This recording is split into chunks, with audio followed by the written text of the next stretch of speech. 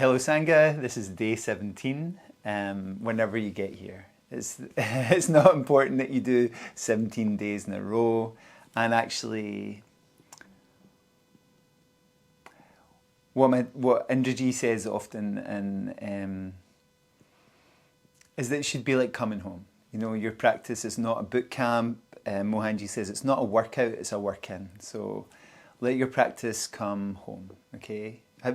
Approach it with a feeling of coming home, okay? And trying to cultivate that feeling when you practice, that what you're doing is you're coming home to your practice. Yeah, I feel like that's one of the things that yoga has really supported me with is when I feel the craziness of life and thoughts come up, I go, that's not really me, because underneath all that is this sanctuary that I was speaking about yesterday. So today physically, we're going to use a strap. So get yourself a strap or a belt or a scarf or anything that is long and stringy. Okay. And whenever you're ready, bring yourself to lie on your back. And bring your left knee up towards your chest. And wrap your strap around your left foot. And hold the strap fairly close to your foot and start to make circles with your foot. If you're cold in your house today, maybe do something a bit more dynamic. Obviously take this time for you, you know, like you don't have to, Simon Says, practice what I'm doing, okay? And start to move that foot into the air and start to get some movement in your knee and your hip as well. So think about the heel of your foot being like a ball circling around in the air, then the knee being like a double ball and socket joint, so it gets to roll around too, and then the hip is a pure ball and socket joint and get it to move around too. And then bring that foot over your head. Just drawing the foot gently up. And then let the foot come all the way back to the ground with a straight leg. And try that movement a couple times. So you're coming north and then you're coming south. Coming north. If your leg feels a little stiff, just give it a bit more heat and a bit more movement. And then we're going to go out to the side, out to the west. So hold your left hand as close as you can to your left foot, if that's the side you're working on, and let it float out to the side.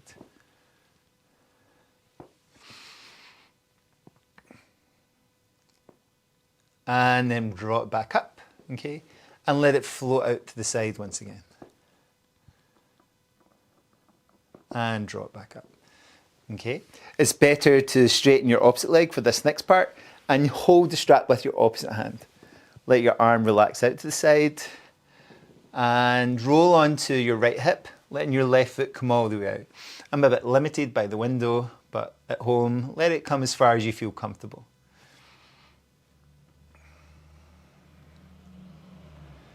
And do those movements again. Okay, out to one side. Back to the center. Straight leg, and out to the other side. Again, you can use that spiral and circling movement. If things feel a bit stiff and tight, keep some movement flowing through your legs. Don't feel like you have to make a movement where you feel like you're straining, okay? Hopefully that voice helped. And then come back to the center. Gently release that and hug both knees towards you. And notice the difference between one leg and the other leg. It might feel a bit freer, the leg that you've worked on. Deskachar says we should practice and pay attention while we practice, and then we should also pay attention to the effects of our practice. Let your left foot come down. Take your strap around your right foot. And on this side, start to circle it around, spiral it up towards the sky, creating these circles. Circles in your ankle, circles in your knee, circles in your hip. See how that feels on this side. So not really stretch. I mean, it might feel like a stretch, but really we're just thinking about movement, you know, like rather than the word stretch too much. and then bring that foot slightly over your head. Theoretically, it might be a way back here, so don't worry. And then let it come all the way down towards the floor. Good. And then let it come all the way back up. Good. And maybe back down again. Next time you bring it up, hold your hand fairly close to your foot. So you've got a straight arm and relatively straight leg. Again, everything is unique to you. Let your arm rest out to the side and let your foot come out towards the side. Again, I'm limited a little bit by the window, but you can go as far as you have space or if you have a wall, just let it rest against the wall. It's not cheating or anything like that. And again, you can use your spiraling, circling movements whenever you feel it's too restrictive to make that movement. Come back to the center, straighten your leg that's on the floor, let your arm rest out to the side, hold the strap with your opposite hand and float that foot out to the side. And you can come as far as you feel is comfortable for you.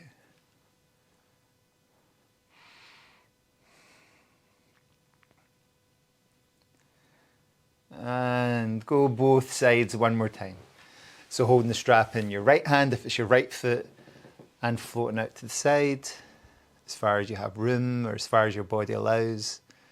Try and relax, right? It's really important that when we're making deeper movements, the body can tense up or the nervous system can kick in and restrict that. The more we relax. So maybe try everything on an exhale, floating it out to the side. Think of that for any deep movement. The exhale really helps relax and make that movement not feel so intense in your body. Come back to the center and hug both knees towards you. Taking your hips from side to side, massaging your back into the floor. Good, see how that feels. See how both legs feel now. Maybe a little bit more free around your hips and your knees and your ankles. Roll out to the side that feels comfortable for you. Push into the floor. We're going to use the strap again for our shoulders in a few minutes. So keep that by the side. Shuffle your hips a little bit further back. Bring one hand to one knee. Bring the fingers of your other hand to the back of your head. Let your elbow drift back. And then let your elbow come forward towards your opposite knee. Letting it come back. And letting it come forward. Try that a couple more times. Making this movement. Whenever you want to release your hand that's on your knee, release your hand that's on your knee. Going back and then forward. And whenever you want to release your arm, rather than your fingers be on the back of your head, release your arm, reaching all the way out and back, and then all the way beyond. And try these two movements. Out, and then across and down. Out, and then shake off. Get nice and loose through your fingers, through your wrist, through your forearm, your elbow, your upper arm, your shoulder. Place that hand on your knee. Bring the fingers of your other hand to the back of your head. Let your elbow drift back, and then across and down. Noticing any differences between one side and the other side. And remember, we don't have a good side and a bad side. We have a good side and a great side. When you want to release your hand, release your hand.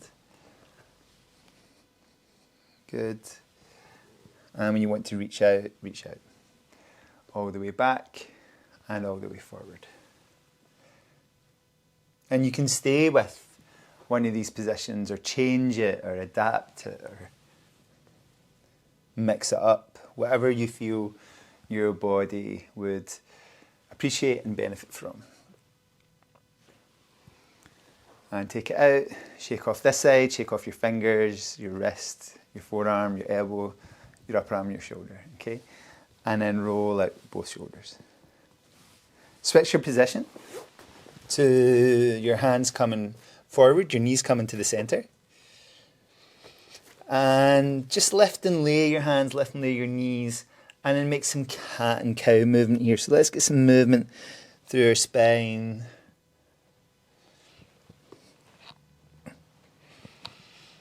So we're not going to stand today. So if you want to stand and do some standing practice, then feel free to stand up, shake off. Even do some things that will heat your body up if you're feeling particularly cold today. And then when you're ready, walk your hands back towards your knees. Let your hips rest on your heels. And whenever you feel ready, come to a full kneeling position. Okay, remember to use cushions or blocks or something underneath to support. Keep a smile on your face. You're never fully dressed without it, apparently. And then bring your hands forward. Okay. And move your shoulders from side to side, your hips from side to side. Tuck underneath your toes. And let yourself float back into downward dog. So your hips are going back to your heels, and then your heels are going back and down. And pedal one side down and the other side down.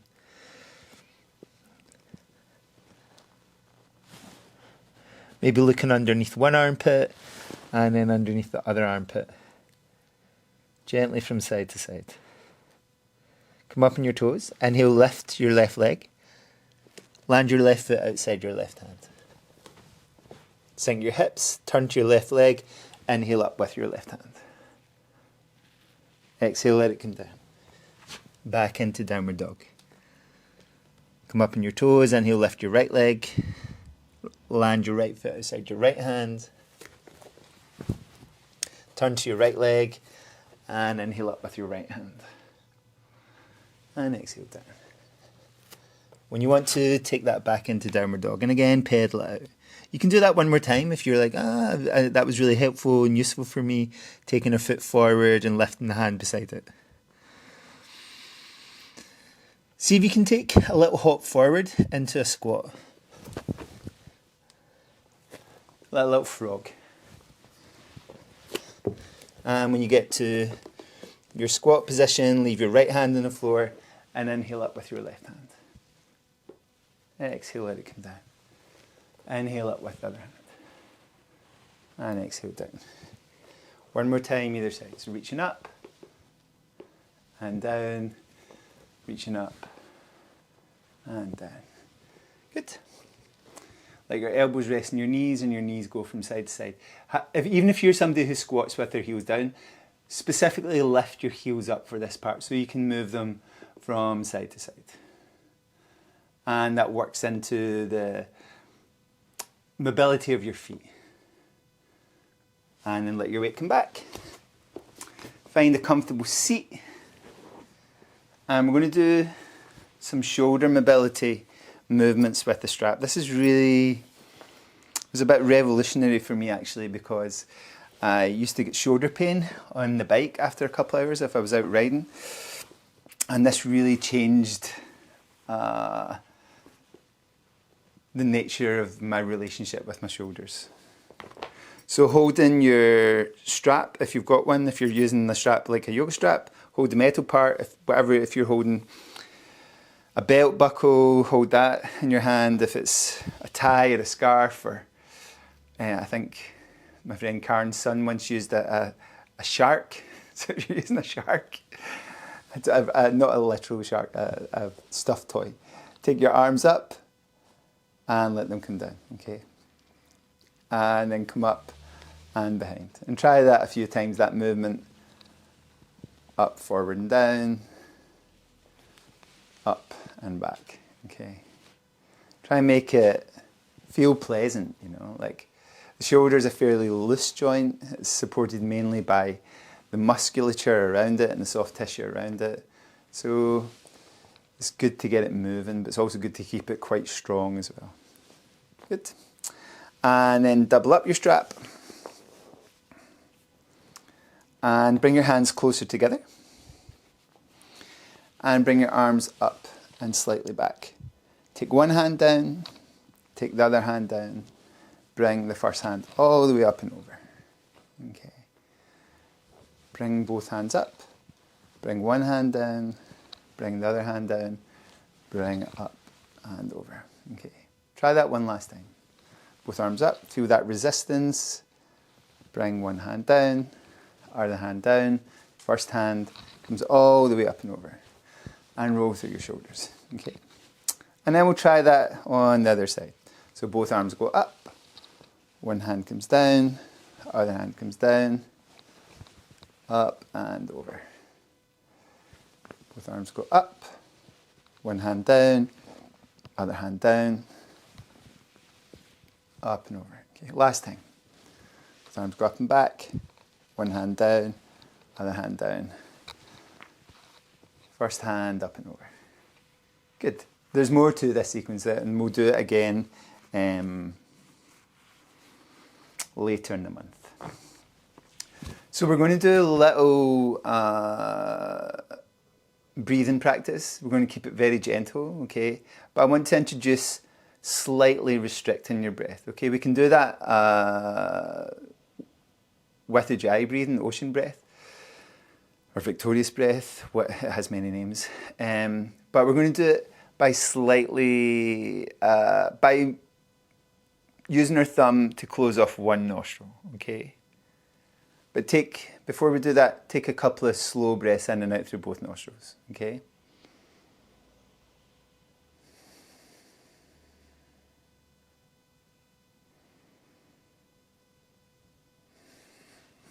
It doesn't matter what side you start with, but see if you can take a breath in and out through one nostril.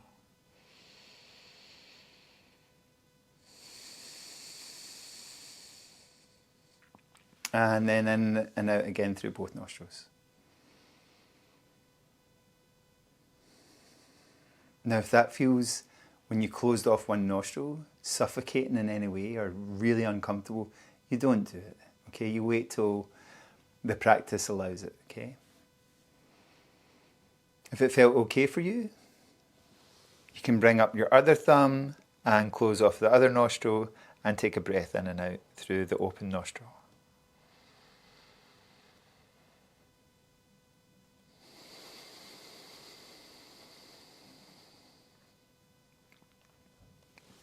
And then release that and breathe in and out again through both nostrils.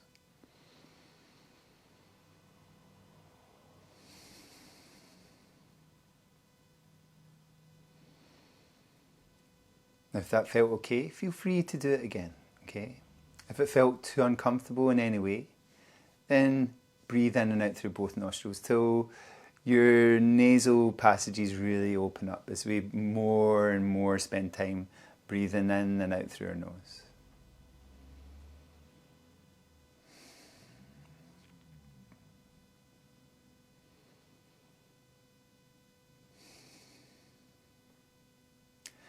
And if you are holding one nostril closed, and even if you're not, notice the sound of your breath. It may be more apparent when you close off one nostril, but it's still very apparent with both nostrils open.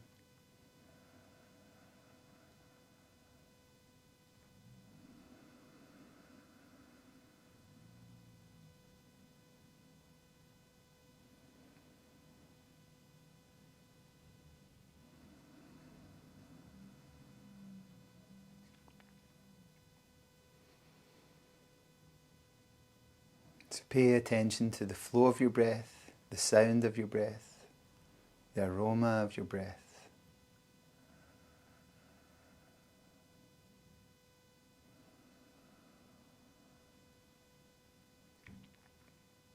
If you want to rest on the floor and you have another few minutes, rest on the floor, take some time to really soften and let go.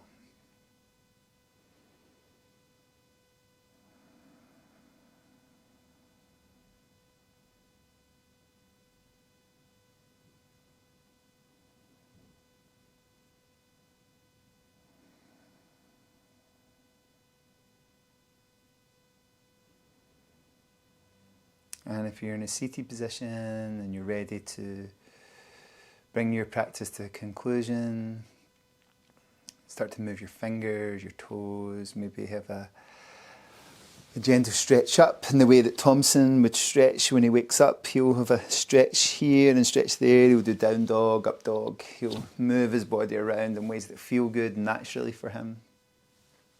Look at that sweet boy. So bring your fingertips together. Bring the base of your palms together. Bring your thumbs up.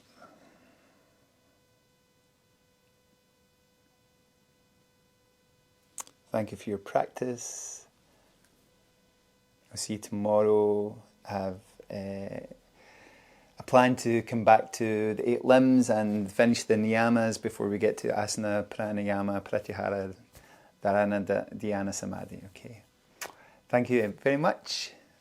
Whatever you're doing, whether you're going to bed, whether you're getting into your day, keep this stillness with you, okay?